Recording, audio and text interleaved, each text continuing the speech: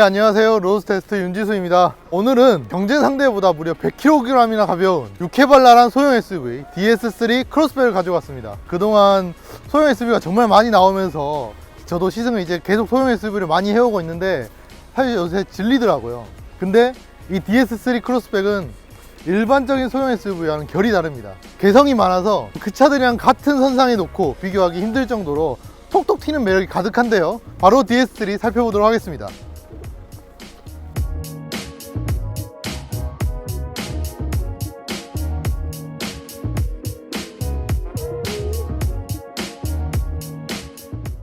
본격적으로 살펴보기 앞서 이 디엔드라는 브랜드를 좀 설명드리고자 하는데요. 이 DS는 PSA 그룹, 푸조 시트로엔 그룹에서 나온 고급 브랜드입니다. 뭐 가까운 예로 현대의 제네시스가 있고 토요타에는 렉서스 이런 존재가 있죠.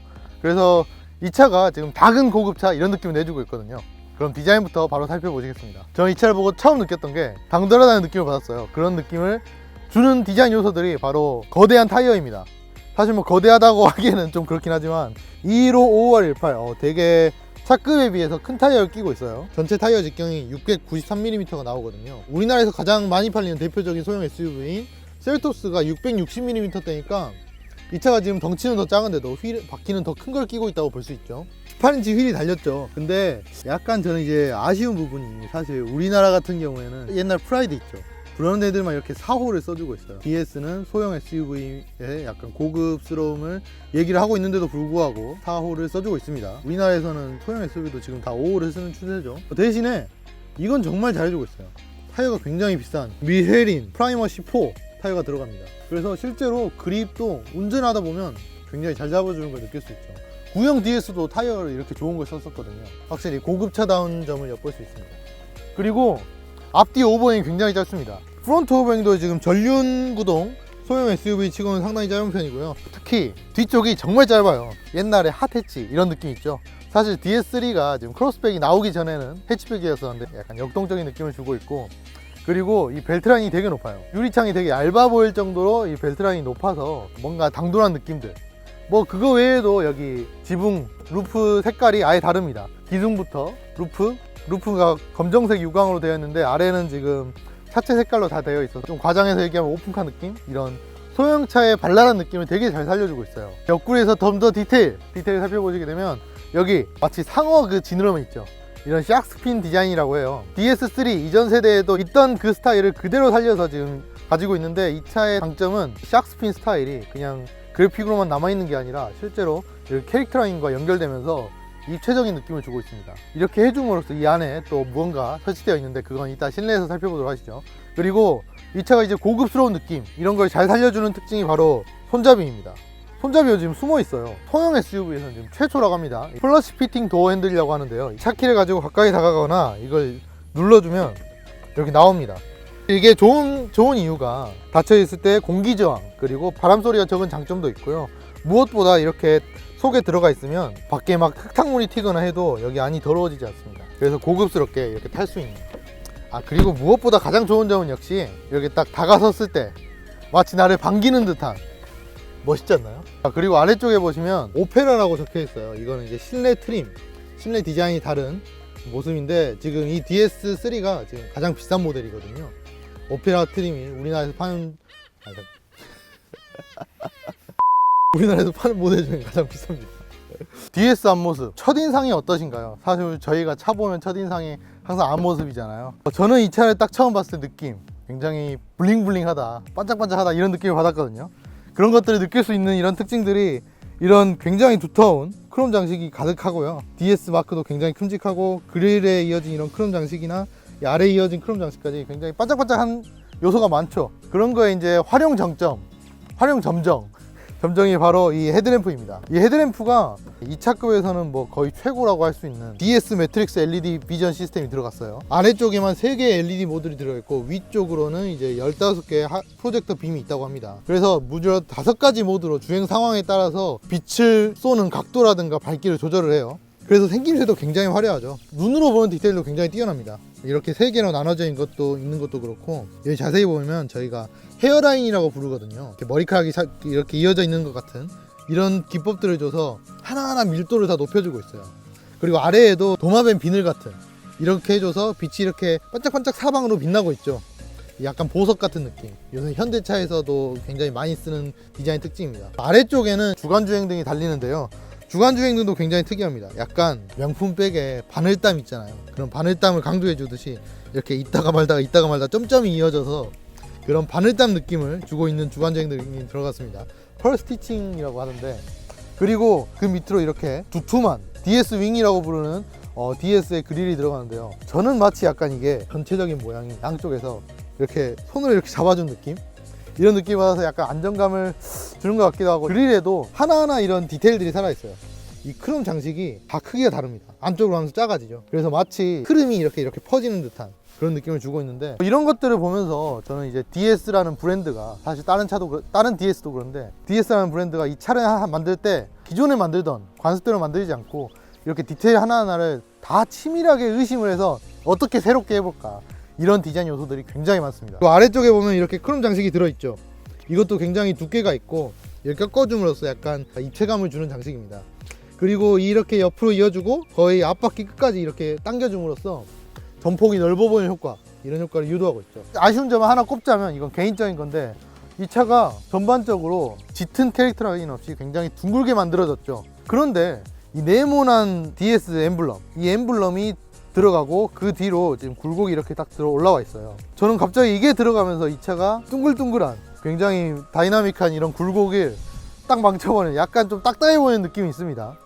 뭐 이건 이제 개인적인 단점이라고 볼 수 있고, 바로 뒤쪽으로 넘어가시죠. 뒤쪽으로 넘어왔습니다. 사실 이 뒷모습이 뒤쪽에 따라오는 운전자가 보는 가장 중요한 모습인데요. 저는 이 차가 소형차급에서 이 정도 느낌을 내줄 수 있다는 게 살짝 놀랍긴 했어요. 예를 들자면 전폭이 굉장히 넓고 빵빵해 보이지 않나요? 약간 이제 과하게 말하면 포르쉐 느낌? 이건 좀 과한 것 같고, 아무튼 차가 전폭이 넓어 보이는데 뭐 이런 특징들이 C필러가 이렇게 떨어졌죠. 그 옆으로 이렇게 튀어나왔습니다. 그리고 팬더까지 이렇게 두툼하게 빼주고 있어요. 그래서 차가 땅땅하게 넓어 보이는, 그리고 여기는 이렇게 좁아들면서, 뭐 일반적인 차도 어느 정도 좁아들긴 하지만 그 정도가 더 심하고, 뒤쪽 유리창을 아주 강렬하게 눕혀놨습니다. 거의 쿠페형 SUV라고 불러도 될 만큼. 이런데 굴곡도 굉장히 크죠, 둥글게. 뭐 이런 그래픽들도 그래요. 테일램프를 이어줬어요. 크롬으로. 역시 또 반짝반짝한 느낌 그대로 이어주고 있습니다. 그래서 이게 이어지니까 또 길어 보이는 효과도 있고, 세로 장식들을 끝에 두면은 차가 큰 차처럼 보입니다. 이거 뭐 막혀있는 가짜죠. 아까 말씀드렸듯이 약간 포르쉐 느낌, 이런 느낌 받았다고 했잖아요. 그런 걸 받을 수 있는 게 둥글둥글한 이런 매력, 굴곡이 이렇게 둥글게 되어 있고 위에서 볼 때 이렇게 둥글게 되어 있어서 되게 빵 같은 느낌, 이런 느낌을 받고 있습니다. 실제 크기는 크지 않아요. 너비가 1770mm로 우리나라에 이제 한참 덩치가 커져버린 소형 SUV들과 비교하면 작죠. 보통 1800mm대 정도 돼주니까 전반적인 크기는 일반적인 소형 SUV 수준이에요. 길이는 4120mm, 높이는 1550mm여서 약간 납작한 수준이죠. 그래서 되게 땅땅한 느낌, 조약돌 같은 느낌을 주고 있습니다. 테일램프 일부러 지금 제가 방향지시등을 켜놨어요. 이것도 약간 고급차 느낌, 이런 걸 주려고. 그냥 들어오지 않습니다. 이렇게 옆으로 들어오죠. 디테일도 역시 잘 살려주고 있습니다. 뭐 LED 당연히 들어가 있고요. 여기 그 DS를 상징하는 이런 삼각형, 이런 것들을 이렇게 하나하나 넣어줘서 또 이렇게 빛이 막 사방으로 이렇게 반짝반짝 빛나는 그런 보석 같은 느낌을 주고 있고, 끝에도 이렇게 DS를 넣어서 나는 이제 고급 브랜드야, 이런 느낌 살려주고 있죠. 그럼 바로 실내 들어가 볼게요. 차폐감이 좋더라고요. 되게 약간 이렇게 꾹 막혀있는 느낌? 그래서 여기를 살펴보니까 뒷문에서도 이렇게 다 고무로 이렇게 감싸주고 있고, 안에는 뭐 당연히 감싸주고 있고요. 위쪽에 여기 약간 부직포처럼 이렇게까지 해주고 있습니다. 이 차급에서는 굉장히 잘 해주고 있는 부분이죠. 그리고 여기 아래쪽부터 보시면 문짝이 2단으로 되어 있죠. 탈 때 당기기 좋습니다. 위쪽에 있어서 그런 점이 있고, 여기가 저희가 운전할 때 여기 얻는 곳이거든요. 여기 아래쪽에 지금 수납 공간을 만들어 놨는데, 프랑스 차들, 유럽 차들이 굉장히 실용적인 측면이 강하잖아요. 그런 걸 엿볼 수 있는 게 여기에 깊숙한 공간이 있습니다. 이걸 넣어보면 이렇게 쑥 들어가요. 이런 공간들이, 이런 숨은 공간들 잘 찾아준 점을 엿볼 수 있습니다. 아래쪽에 보면 여기 버튼이 있더라고요. 이거 뭔지 아세요? 마사지 시트입니다. 여기서 눌러서 저쪽에서 하면 여러 가지 모드, 막 고양이 발, 어깨 막 이런 모드로 설정할 수 있어요. 그럼 이제 더 들어가서 더 확실하게 보도록 하겠습니다. 이제 들어가 보시죠. 자, 여기 손잡이 편하게 잡고 당기는 거 보이시나요? 이런 거 약간 인체공학적으로 잘 해주고 있죠. DS에 들어와서 첫 느낌은 외부의 그런 반짝거리는 느낌 있죠. 약간 뭔가 육회 발랄한 느낌이 그대로 이어지고 있습니다. 그게 가장 돋보이는 부분이 바로 이 센터 페시아 부분인데요. 센터 페시아를 이걸 마름모로 다 이렇게 해놨어요. 차가 네모라는 가정하에서 마름모를 쓰게 되면 이 부분을 다 버리기 때문에 그다지 효율적이진 않은데, 이 차는 이제 뭐 빈 부분이 많기 때문에 이렇게 비워주고 송풍구까지 말해주면서 마름모 이렇게 이어줘서 약간 지금 반짝거리잖아요. 고급 악어 가죽 가방? 약간 그 표면을 보는 것 같은 그런 느낌 같습니다. 아래쪽도 마찬가지예요. 굉장히 화려하죠. 주목해봐야 할 점은 마치 암석을 깎아놓은 것처럼 팍팍팍 엣지를 쳐놔서 이렇게 멋있게 깔끔하게 다 마감되어 있고, 여기 자세히 보시면 패턴이 있어요. 이 패턴이 16세기 프랑스에서 유행했던 기오쉐 패턴이라고 해서 이 시계 같은 거, 이런 메탈을 마감할 때 쓰는 방식이거든요. 근데 이거는 이제 클루드 팔이라고 해서 이런 피라미드 모양 있죠. 이런 것들이 연속되는 패턴입니다. 이런 것들 이렇게 넣어줌으로써 뭔가 이 차만의 스토리도 있고, 역시 프랑스답다, 이런 점들이 있습니다. 이렇게 많은 버튼들, 이게 뭘까요? 윈도우 조작 버튼입니다. 여기가 지금 운전석, 동반석, 뒷좌석, 동반석, 뒷좌석 이런 식으로 되는데 4개 다 오토 방식입니다. 이렇게 2번씩 걸려서 움직이는. 여기 이제 락 버튼, 그리고 이건 윈도우 락 버튼. 그래서 약간 별거 아닌 기능이지만 되게 막 꽉 차 보이는 이런 효과를 주었죠. 모든 것들을 새롭게 만드는 DS임에도 불구하고 이거는 이제 푸조랑 이런 다른 차에서 엿볼 수 있었던 변속 레버가 달려 있습니다. 사실 이 변속 레버가 호평을 많이 받았어요. 디자인도 예쁠 뿐더러 감싸주면 되게 편하거든요. 고급차라는 느낌을 받을 수 있는 게, 여기 우레탄 대시보드가 있는데 이 대시보드도 상당히 말랑말랑하지만 그 아래에 이렇게 가죽으로 다 감싸놨습니다. 근데 왜 이렇게 가죽이 더럽지? 이런 생각을 받을 수 있는데, 이 차가 DS 중에서 가장 비싼 그랜드 시크의 오페라 트림이라는 모델입니다.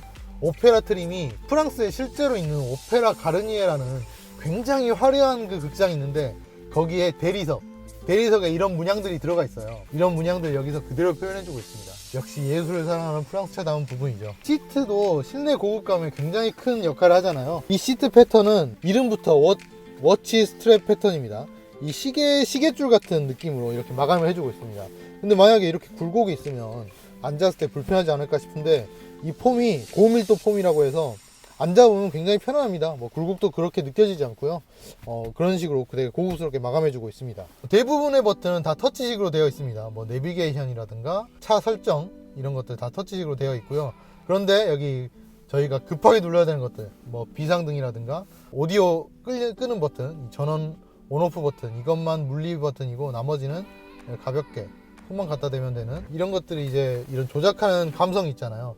그거를 위에서도 느낄 수 있어요. 실내등이 꺼져 있죠. 이 상태에서 손이 이렇게 싹 가면 손이 켜지죠.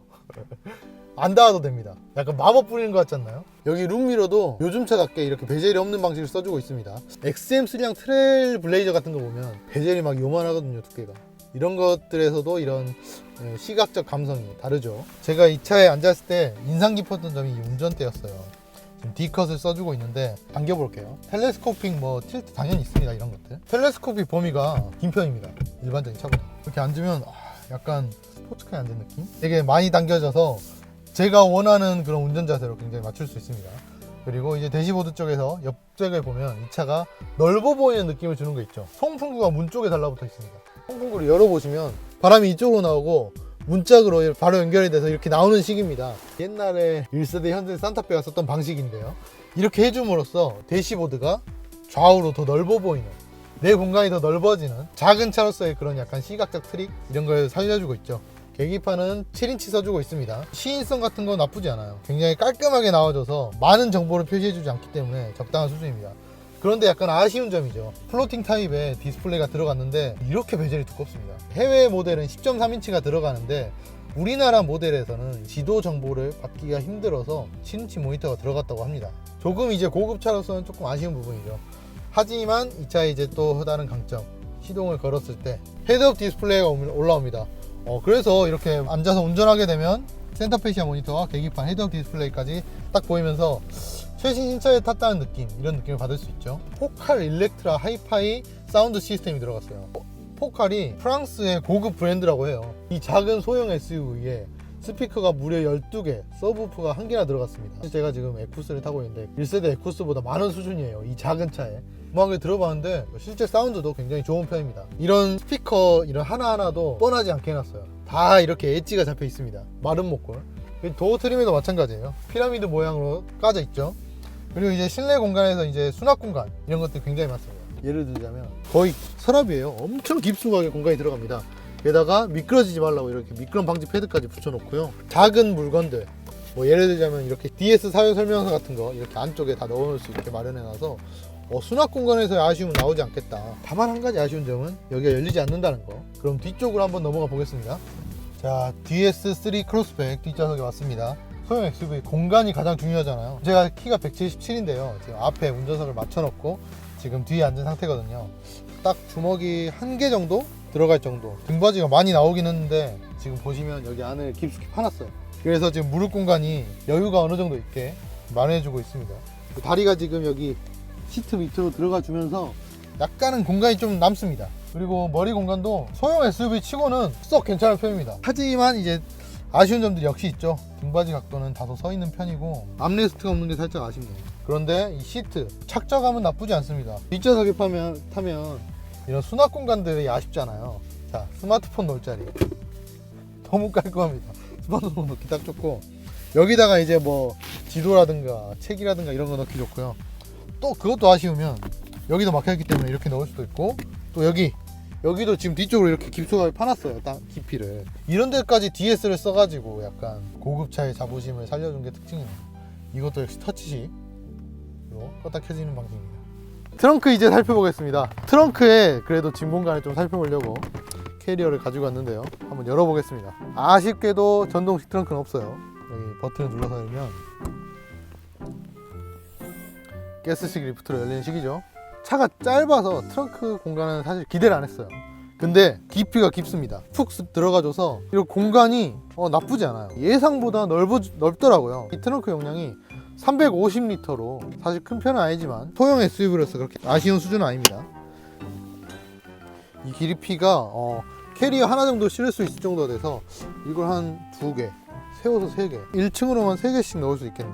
여행 다니기에는 뭐 나쁘지 않을 것 같습니다. 여기 아래에 요새 유니보디 SUV들 아래에 수납 공간을 마련했는데 이 차는 지금 포칼 사운드 시스템이 들어갔죠. 그래서 아래쪽에 큼직한 서브우퍼가 달려 있습니다. 뒷좌석을 한번 접어보겠습니다.